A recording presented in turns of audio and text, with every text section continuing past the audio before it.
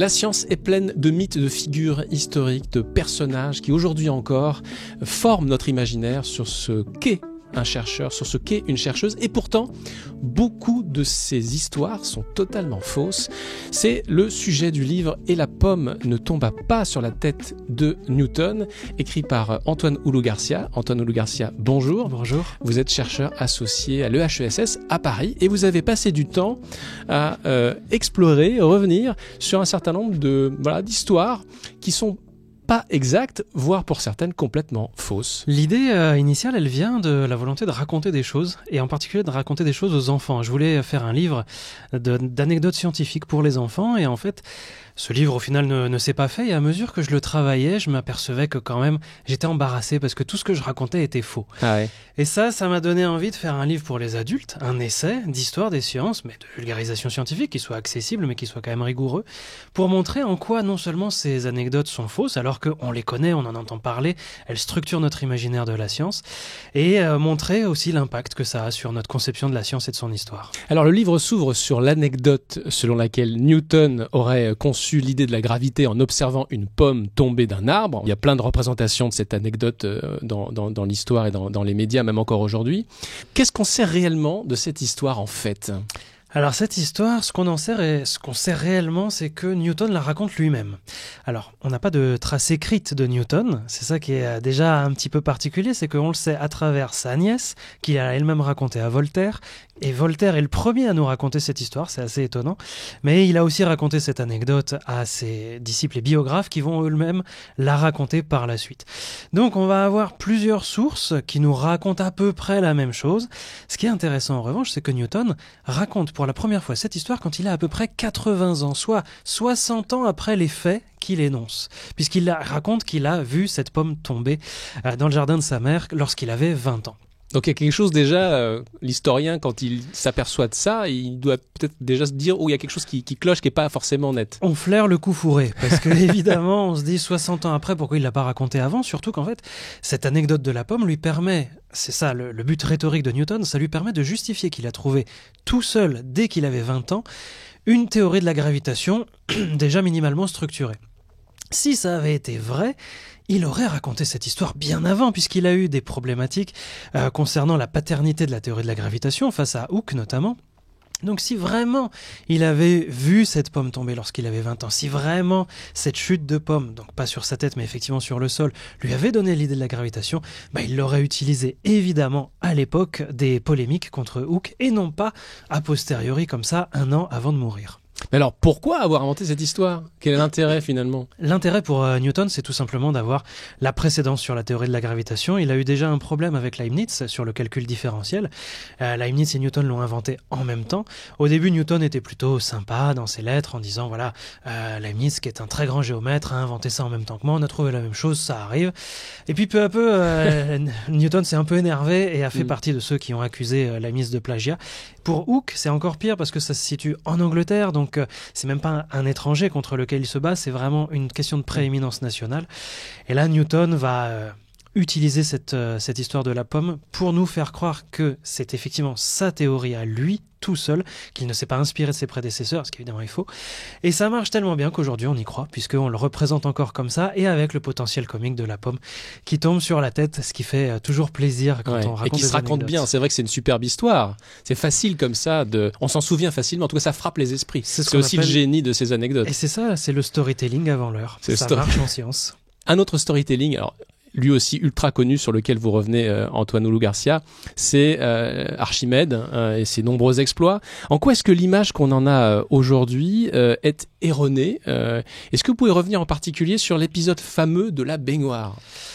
Alors Archimède, ce qu'il faut savoir déjà, c'est qu'on sait rien de sa vie, parce que on a gardé des traités mathématiques d'Archimède, c'est des traités de géométrie essentiellement. Mais dans ces traités, il raconte pas sa vie, on n'est pas là pour ça. Donc on a très peu d'informations, à part le fait qu'en gros il vivait à Syracuse en Sicile, qui correspondait avec des savants d'Alexandrie, on sait rien.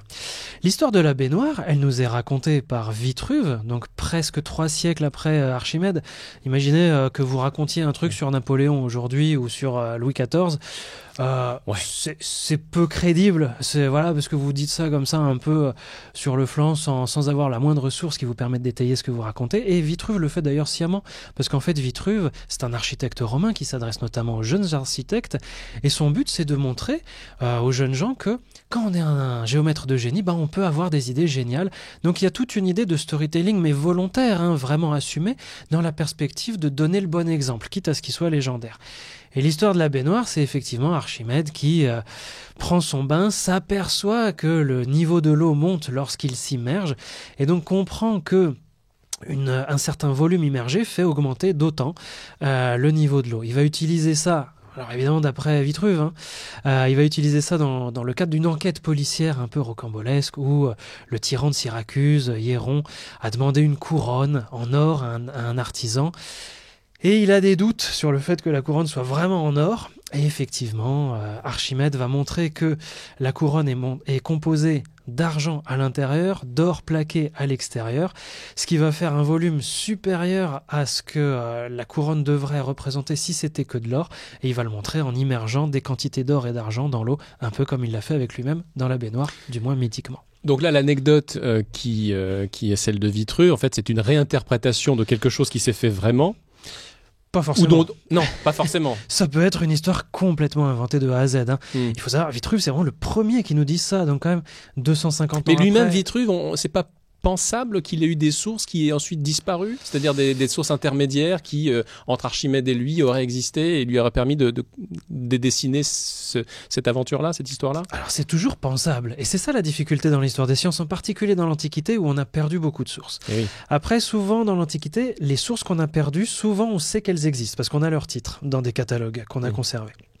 Mais là, en l'occurrence, il se trouve que Vitruve propose vraiment, comme je le disais, cet aspect pédagogique pour des étudiants, en quelque sorte, comme on dirait aujourd'hui. C'est un manuel scolaire, presque, son traité d'architecture. Et à l'époque, il était vraiment très fréquent d'inventer des histoires de façon consciente pour pouvoir illustrer l'intelligence supposée d'un maître et pour pouvoir du coup donner envie aux élèves de devenir aussi brillants que le maître. C'est ce qu'on trouve aussi par exemple sur Pythagore. Les vies de Pythagore qui ont été écrites dans l'Antiquité sont plus des hagiographies que des biographies au sens moderne. C'est-à-dire qu'on nous raconte des choses parfaitement incrédibles, par exemple que Pythagore avait une cuisse en or, que Pythagore descendait des dieux, etc. C'est des choses auxquels les auteurs eux-mêmes ne croyaient pas raisonnablement, mais qui permettaient de créer un modèle, un idéal. Et c'est exactement la même chose pour Archimède. On parle maintenant d'un autre grand savant, Galilée, qui est connu pour une fameuse expérience sur la chute des corps menée depuis le haut de la tour de Pise. Expérience qui n'a pas eu lieu. c'est pas vrai en fait. Est-ce que vous pouvez nous rappeler en quoi devait consister cette prétendue expérience et en quoi les auteurs qui ont colporté cette histoire ont trahi l'esprit même des travaux de Galilée? Alors donc je rappelle l'idée, donc l'idée qu'on colporte et que moi on m'a raconté quand j'étais au lycée par exemple, c'est que Galilée monte en haut de la tour de Pise, dont on sait qu'elle est penchée. Galilée est originaire de Pise. Le fait qu'elle soit penchée est pratique parce que ça permet de lâcher effectivement deux poids qui vont tomber au sol au même moment, et cela va montrer que la chute libre d'un corps ne dépend pas de sa masse puisque les deux poids sont de masses différentes. Donc résultat très important qui en gros donne tort à Aristote et à l'Antiquité et permet d'entrer dans la science moderne. Cette expérience, alors en fait Galilée ne l'a pas faite.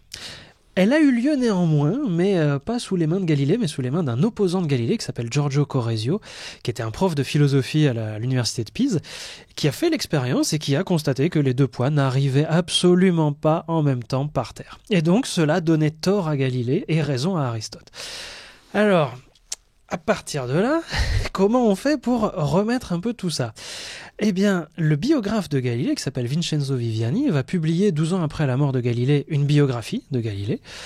Et il va raconter dedans que Galilée a fait l'expérience et qu'elle s'est conclue positivement. C'est-à-dire qu'en fait, il va reprendre l'expérience de Correggio, l'opposant, et la transformer de façon positive, un vrai succès pour la science. C'est faux. Et Galilée en avait bien conscience. On a des textes dans lesquels justement il critique beaucoup de travaux de Correggio. La vraie expérience, elle est beaucoup plus intelligente que ça. Parce qu'en fait, pourquoi l'expérience n'a pas marché avec Corésio ? Tout simplement parce qu'il y a ce qu'on appelle les frottements de l'air. L'air, c'est une résistance qui fait que malgré tout, ça a un impact sur la masse et sur la forme des objets. Ce qui fait qu'en gros, Aristote n'avait pas si tort que ça. Mais Galilée, qui est quand même quelqu'un d'extrêmement subtil et d'extrêmement intelligent, a fait une autre expérience qui consiste à poser des boules sur des plans inclinés extrêmement lustrés pour qu'ils soient le plus glissants possible et que donc les frottements n'aient pas d'impact. Et là, il a pu constater qu'avec des boules de masses différentes, elles arrivaient à faire effectivement le parcours en même temps, elles arrivaient en bas des plans inclinés au même moment. Cette expérience, elle est intelligente, parce que Galilée est conscient d'une difficulté, la résistance de l'air. Il ne peut pas faire une expérience dans le vide, il ne peut pas aller sur la Lune et lâcher les 2 poids en même temps, il ne peut pas faire ça techniquement. Cette expérience a eu lieu, cela dit. Elle a eu lieu, elle est très impressionnante à voir, avec une plume d'aigle et avec un marteau qui effectivement tombe en même temps. Sur la Lune ça marche, sur la Terre non. Et Galilée est conscient de cette limitation que lui impose son environnement naturel. Imagine une expérience qui permet de recréer artificiellement les conditions du vide. Et ça, c'est intelligent. L'expérience de Corésio, en revanche, elle est stupide. Parce qu'effectivement, elle se laisse avoir par un phénomène parasite. Sauf que, ce qu'on nous raconte à nous à l'école, c'est l'expérience de Corésio qui aurait marché. Et c'est doublement faux.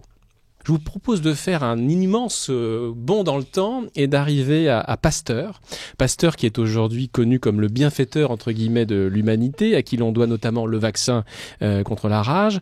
Pourtant, vous rappelez dans le livre que ces méthodes seraient jugées fort peu éthiques aujourd'hui et qu'il était rompu avant l'heure aux techniques de marketing scientifique. Est-ce qu'on peut donner 1 ou 2 exemples ?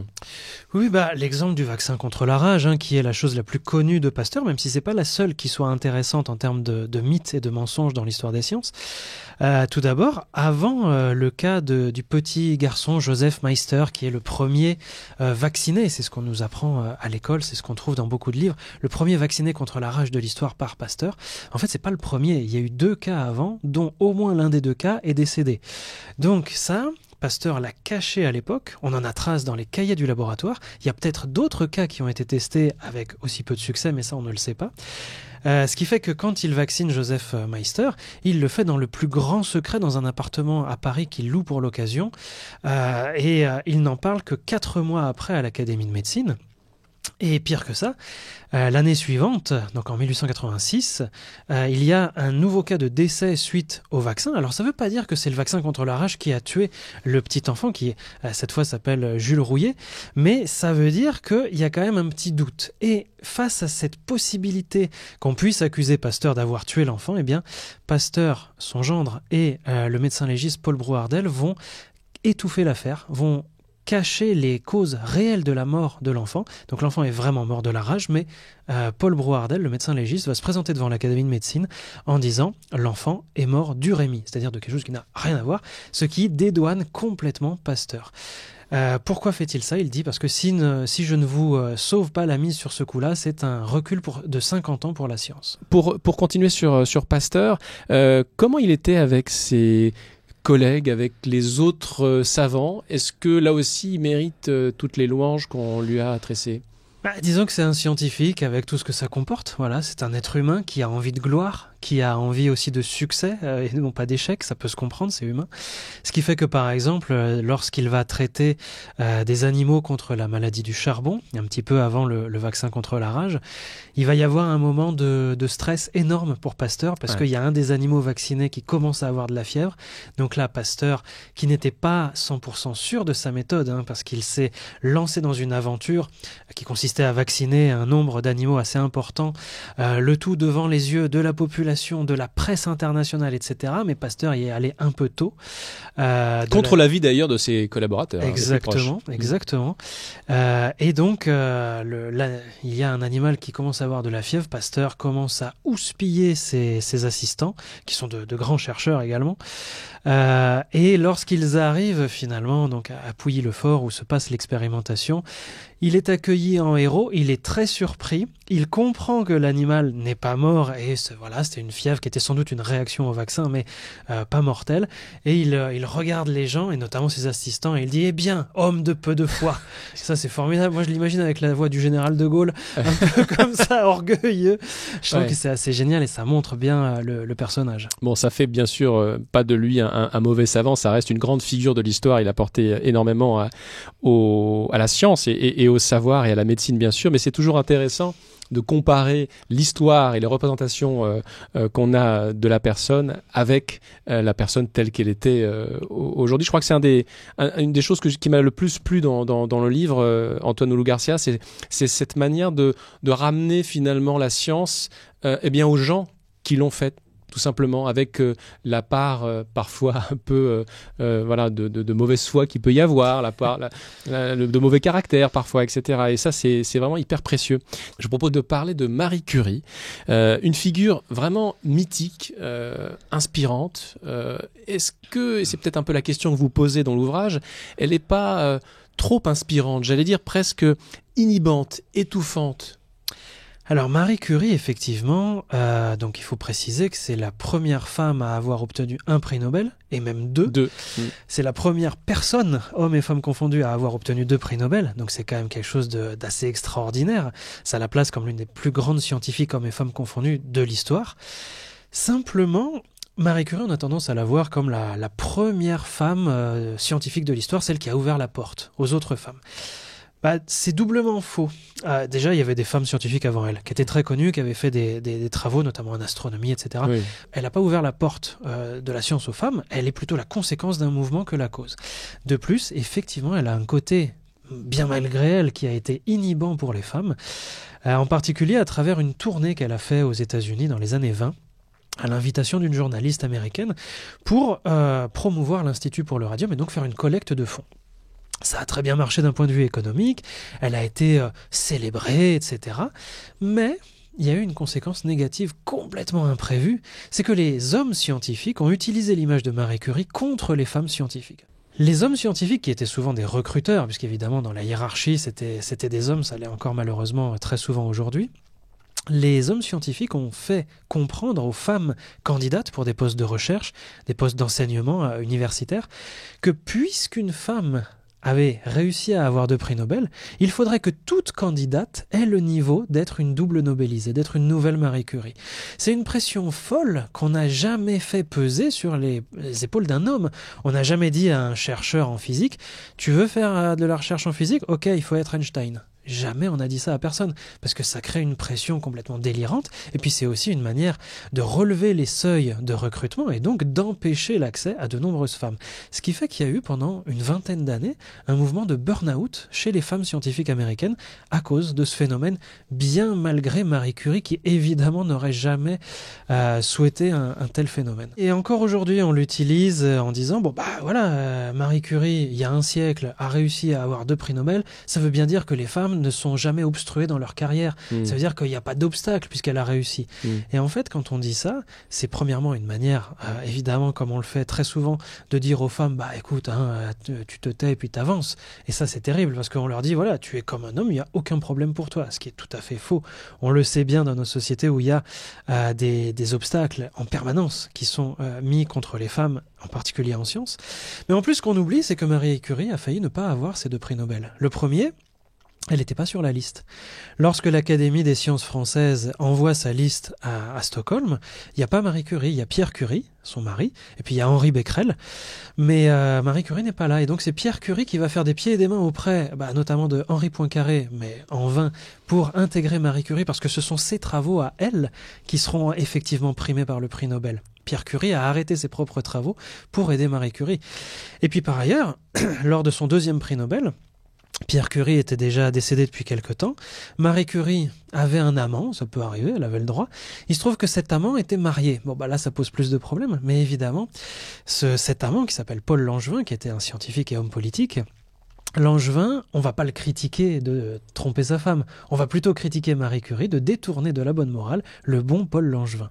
Et donc, l'affaire prend tellement d'ampleur en France, et Marie Curie est déjà assez connue même au niveau international à l'époque, que le comité Nobel demande à Marie Curie de ne pas venir à Stockholm prendre son prix tant que l'affaire n'est pas réglée parce que ça fait trop de bruit.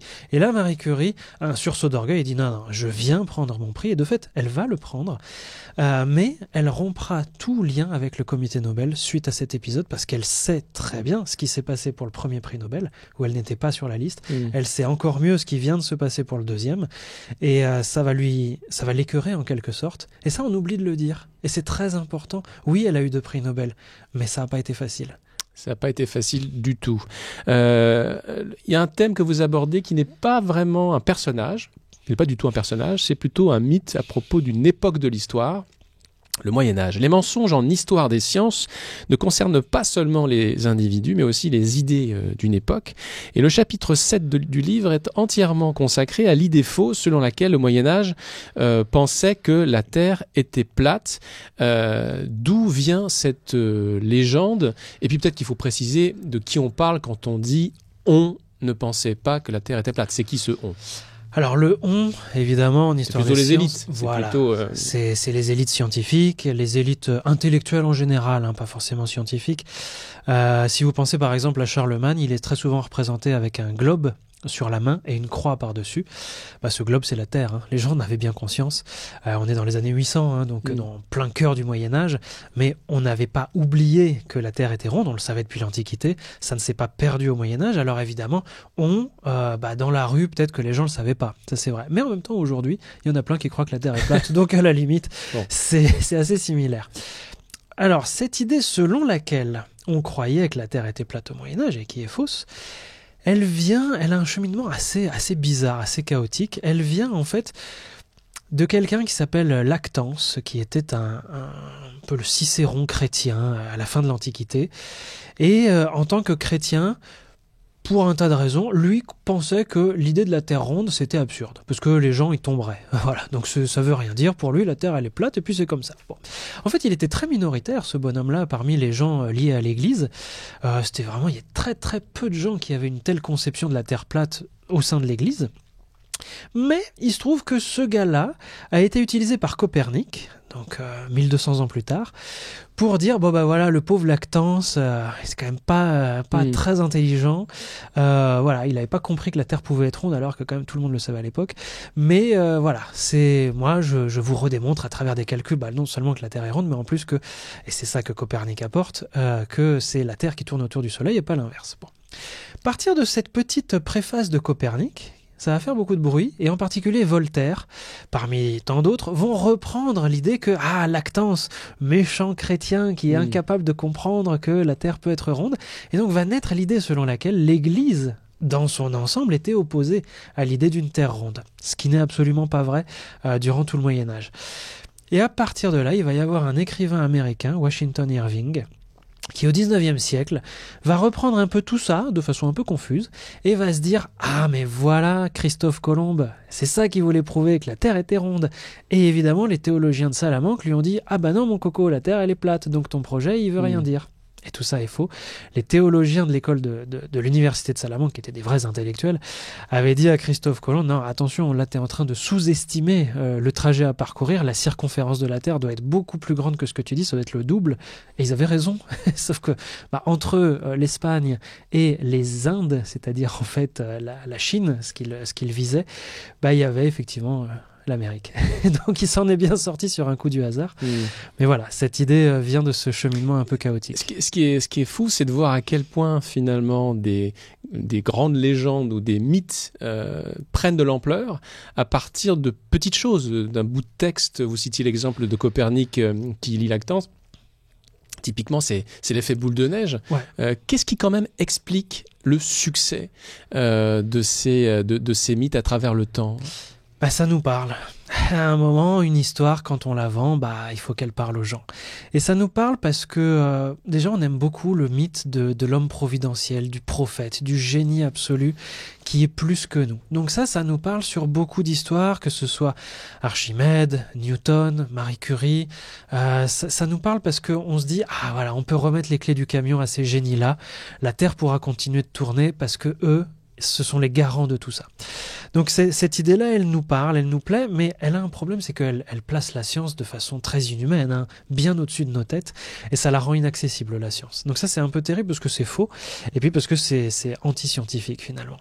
Aussi, ce qui nous plaît, par exemple sur l'histoire de la Terre ronde, c'est que on aime bien attaquer l'Église, le Moyen-Âge aussi, parce que Moyen-Âge, c'est Église... lumière contre obscurantisme, l'histoire marche bien, quoi. Exactement. Les Lumières, le siècle des Lumières s'est construit, de même que la Renaissance avait déjà commencé à le faire, contre ce Moyen-Âge qu'on a affublé de beaucoup de choses qui sont fausses. Le Moyen-Âge est une période pendant laquelle la philosophie, la science ont continué d'avancer, ont été extrêmement développées et ont proposé des raisonnements très très intéressants, des mathématiques à la philosophie. Simplement, voilà, ça nous parle de dire qu'il y a eu ces âges obscurs.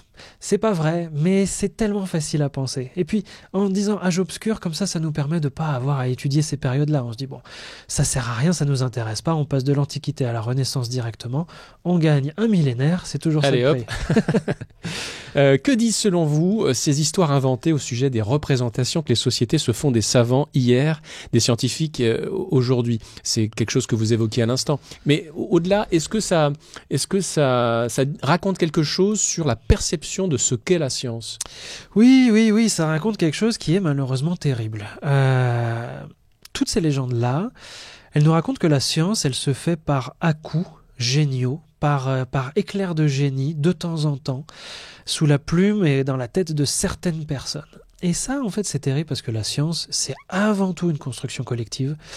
C'est une construction très complexe où on contredit ce qui a été fait la veille et on sera contredit par ce qui sera fait le lendemain. Mais c'est pas grave, c'est une manière de progresser en construisant peu à peu, en approximant peu à peu quelque chose qui ressemble de plus en plus à ce qu'on pourrait appeler la vérité.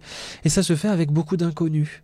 Et parfois, le hasard, en plus, entre en ligne de compte. Exactement, ce qu'on appelle la sérendipité, c'est-à-dire le fait de trouver des résultats alors qu'on s'y attendait pas, alors qu'on les cherchait pas. C'est un peu en tout cas, pas ceux-là. Voilà, on cherchait autre chose et puis on trouve quelque chose d'autre. Bon, c'est cool, on profite, mais effectivement, il n'y a pas nécessairement de construction logique derrière ça. Parfois, la science progresse de façon non scientifique. On l'a vu avec Pasteur, avec des méthodes qui ne sont pas du tout protocolées, bien calibrées, etc.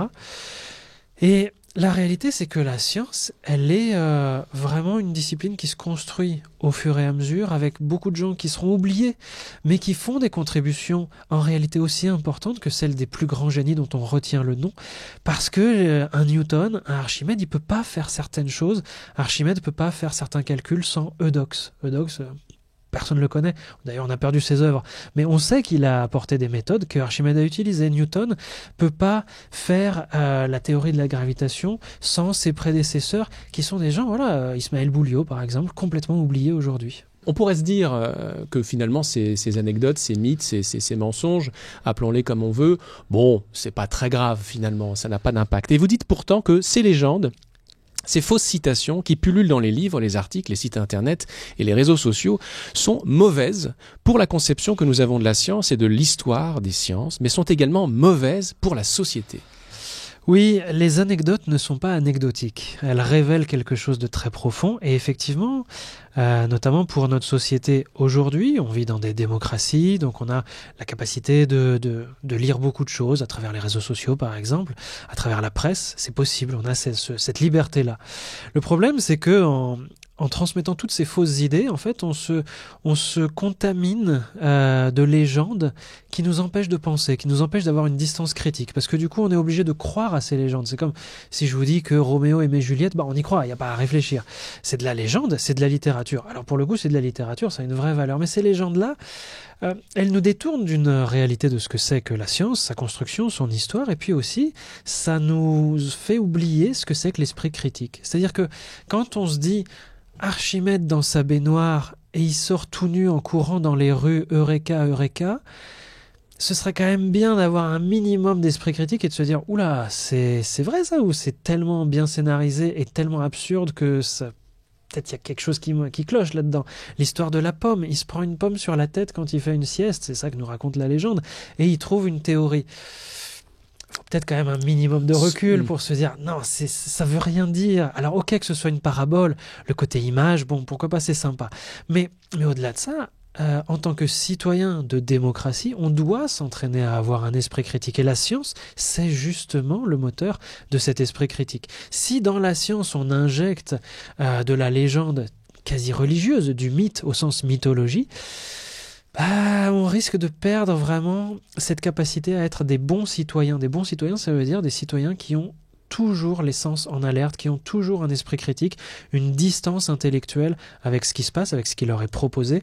Les citoyens d'une démocratie, c'est pas des gens à qui on sert la soupe, c'est des gens qui ont un recul. Et ça passe d'abord, je pense, par l'esprit scientifique. En préparant ce livre, vous avez dû lire plein de choses, vous arrachez les cheveux en relisant des faussetés ou des erreurs ou des approximations. Mais est-ce qu'il y a des mythes pour lesquels vous avez une petite tendresse parce que finalement vous les trouvez sympas? Oui, il y en a une que je trouve en fait très touchante. C'est les 7 couleurs de l'arc-en-ciel. Donc voilà, l'idée c'est qu'il y aurait 7 couleurs dans l'arc-en-ciel. C'est ce qu'on trouve régulièrement sur les sites internet, dans les chansons enfantines, etc. Cette idée des 7 couleurs, et non pas 5 et non pas 9, elle vient de Newton. Alors c'est pas l'histoire de la pomme, c'est une autre histoire. Il étudiait vraiment l'arc-en-ciel, c'est-à-dire avec un prisme, il faisait passer un rayon de soleil par un prisme, donc un petit triangle en forme de Toblerone en vert, et ça transforme ce rayon lumineux en plein de couleurs qui se projettent sur un mur. Et Newton, il se pose la question de combien il y a de couleurs. C'est une question qui est légitime. Et c'est compliqué d'y répondre, en fait. Ça paraît bête parce qu'on se dit, il suffit de regarder. Mais en fait, c'est pas simple parce qu'il y a plein de nuances d'une couleur à l'autre de l'arc-en-ciel, entre le rouge, l'orange, etc. Ça se ressemble. Il y a des zones un peu comme ça d'entre-deux. Et Newton, il se dit, mais si les choses étaient bien faites, et c'est ça que je trouve touchant, il se dit, s'il y avait un sens à tout ce que je fais quand même dans ma vie de scientifique. Lui, il appelle ça un dieu un peu rationnel. Nous, on appelle ça aujourd'hui l'équation unificatrice. Ouais, c'est un peu la même idée. Si tout ça était cohérent, il devrait y avoir autant de couleurs dans l'arc-en-ciel qu'il y a de notes de musique dans la gamme. Et dans la gamme, il y a Do, Ré, Mi, Fa, Sol, La, Si. Il y a 7 notes. Et il se dit, du coup, logiquement, il devrait y avoir 7 couleurs. Ça n'a aucun sens, c'est un raisonnement qui veut rien dire. C'est pas parce que... Alors Aristote d'ailleurs le dit lui-même, c'est pas parce qu'il y a 7 lettres... Alors il le dit avant Newton évidemment. Il dit c'est pas parce qu'il y a 7 voyelles dans l'alphabet grec, c'est vrai il y en avait 7. C'est pas parce qu'il y a 7 étoiles dans la constellation des Pléiades, etc. que le nombre 7 doit avoir un sens particulier, c'est juste des hasards. Mais Newton, il se laisse avoir. Et ça, je trouve ça très tendre, très touchant, parce qu'en fait, il est un peu perdu, il n'a pas de réponse, c'est compliqué d'étudier une telle question, mais en fait, il y a une infinité de couleurs dans l'arc-en-ciel, il y a tout le spectre. Donc, la réponse, en fait, c'est infini. Voilà. Mais bon, c'est pas si simple. Ça manquait de poésie pour Newton. Exactement. Ouais. Et je trouve ça très touchant, parce que il veut que le monde physique qu'il étudie ait un sens global, qu'il y ait une cohérence entre deux disciplines, qui est la théorie mathématique de la musique et la théorie optique. Il veut que ça matche. Et je trouve ça super touchant en fait. On a commencé avec Newton, on finit avec Newton. Merci beaucoup Antoine Oulou Garcia, ça s'appelle « Et la pomme ne tomba pas sur la tête de Newton ». Ça vient de sortir chez Albin Michel. Merci et à bientôt. À bientôt.